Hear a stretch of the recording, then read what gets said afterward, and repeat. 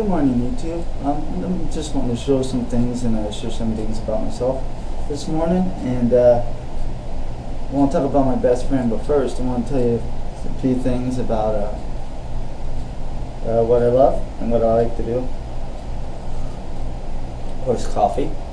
Well, I like making music. I've been making music for over 15 years now.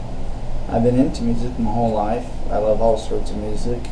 I can open the door down there and you'll see all sorts of Christian CDs and heavy metal, from Indian Christian to heavy metal Christian and everything in between. And I also like watching TV. Who doesn't? But I don't like watching cable anymore because every time I get done watching a show on cable, I feel like I have to repent because even the commercials now are getting bad. And which they are. So I try not to watch that much TV unless there's football on, or basketball or something like that. I'm into sports. Here's one of my favorite shows, if not my favorite. Dragon Ball Z Season 1. The reason why I love this show is I know there's a lot of fighting in it and stuff, but there's a lot of forgiveness and love in this show too. Like at the end of this season, Goku forgives Vegeta and shows him mercy. And Vegeta has killed all of his friends. He's like, well, you know what? I forgave you and I'm showing you mercy. Let him go. And which is really cool. That's why I like this show. And it didn't take Vegeta 2 weekends to realize Goku's a brother, or 5 months. It took years, literally seasons, for Vegeta to finally say, you know what, Goku, you're my brother. And all Goku ever showed him was love. So I thought that was really cool about that show. A lot of people don't see that side of it. Here's another one of my favorite TV shows. Star Trek. I like all of them except for the old one. There's the Q. And of course, Jean-Luc Picard. And probably my favorite is the original Enterprise show, Star Trek Next Generation and Star Trek Voyager.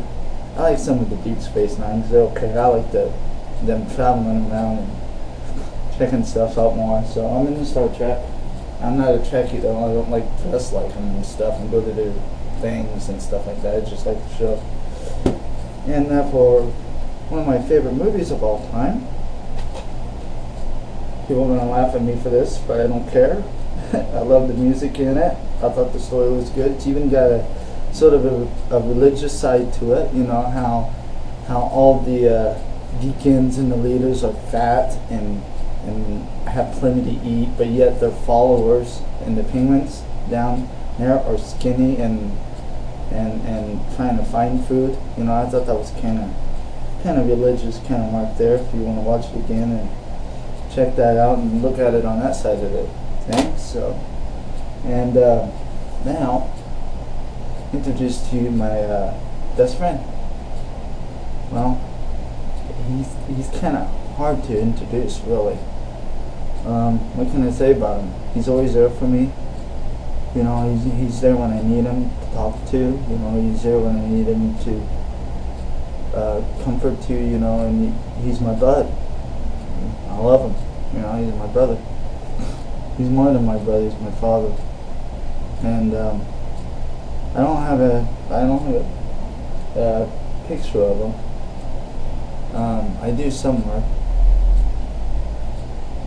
but I can call to him anytime, and if I need him, he'd be right there. I do have this book though. He's actually, helped written the book here, and I do have this book. Everyone should read this book. Everyone should read this book. It's a really good book. It's got love, passion. It's got everything in it. War, forgiveness. It's got everything in this book, and it's just a really excellent book. And I can't believe I can't believe that so many people have been in this book and how much it's changed their life and how good it is. It's just amazing. But he just wrote this, he wrote this little book here about his life and other people's life, his followers and stuff like that, and it's amazing. It's an amazing book. You've got to check it out. All the Bible. I mean, well, it's just awesome. I mean, here, let me read you something from it real quick. See what you think. My dear children, let's not talk about love. Let's practice real love. This is the only way we'll know that we're living in God's reality. It's also the way to shut down debilitating self-criticism, even when there is something to it. But God is greater than our worried hearts and knows more about us than we know ourselves, which is good, My best friend knows more about me than I do about myself. And that's why it's so comforting when he's around. He's always around. That's awesome. And friends, once that's taken care of, and we're no longer accusing or condemning others, we're bold and free before God. We're able to stretch our hands out and receive what we ask for because we're doing what He says, doing what pleases Him. Again, this is God's command.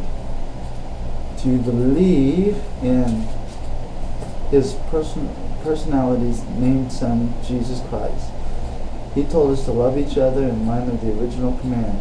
And as we keep His commands, we live deeply and surely in Him, and He lives in us. And this is how we experience His deep and abiding presence in us, by the Spirit He gave us. And to even talk about my best friend, Jesus Christ, is ecstatic, what He's done for me.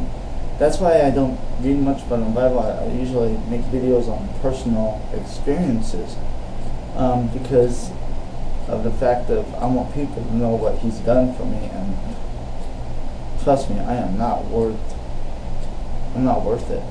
I wasn't worth it. I should have been dead a long time ago, But He forgave me. He took away all my pain. And I didn't deserve that. That's what's great about Him. That's the best thing about Him. He does things for you that you don't deserve to have.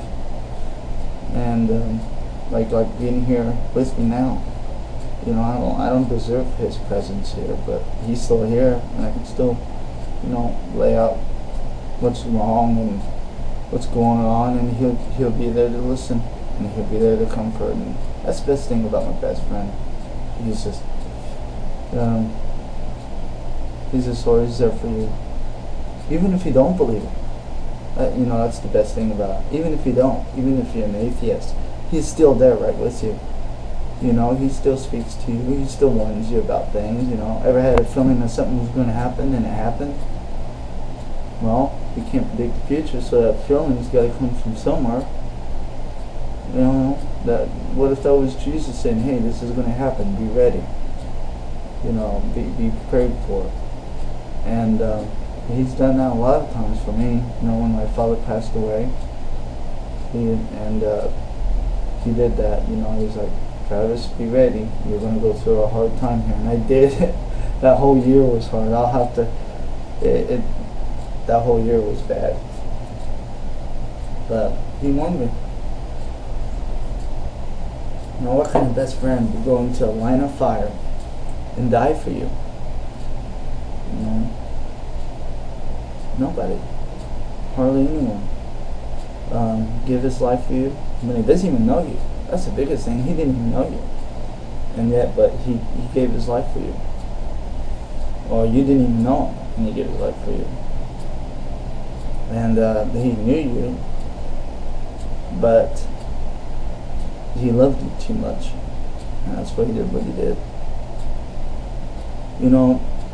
I've always said that the biggest show of love is sacrifice. And that's what He did. He sacrificed everything for you. Now, isn't that the best friend that you really want?